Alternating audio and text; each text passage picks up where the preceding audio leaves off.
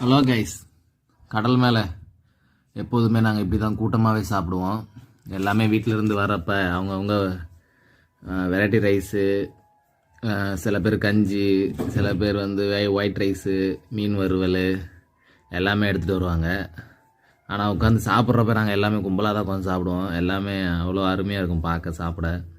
மீன் வறுவல் எல்லாத்தையும் சேர்த்து தான் எடுத்துகிட்டு வருவோம். வரும்போதே பார்க்கவே பயங்கர இன்ட்ரெஸ்டிங்காக இருக்கும்.